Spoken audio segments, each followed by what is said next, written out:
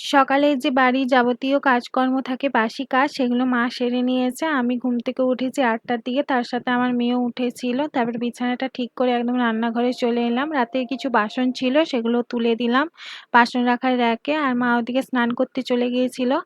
আর এদিকে স্নান করে এসে জামাকাপড়গুলো ধুয়ে দিয়েছিল। সেগুলো এখন ছাদে মেলতে এসছি। আর প্রত্যেকদিন তো আমার মেদ থাকে সেটা আর বলার কথা নয়।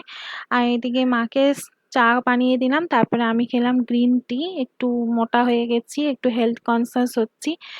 তো এদিকে হচ্ছে প্রচণ্ড গরম, সিলিং ফ্যানের হাওয়া গায়ে লাগছিল না বলে মেয়েকে হাত পাখা করছি না। আর মা ওদিকে সব সবজি কেটে রান্না বসিয়ে দিয়েছে। ভেন্ডি ভাতে, সবজি ডাল আর আলু ভাজা।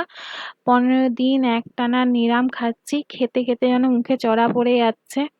যাই হোক ওদিকে মেয়েকে ঘুম থেকে তুলে স্নান করিয়ে দিলাম। আমিও স্নান করে এই যে খেতে বসছি তার আগে মেয়েকে খাইয়ে দিয়ে ঘুম পাড়িয়ে দিয়েছি।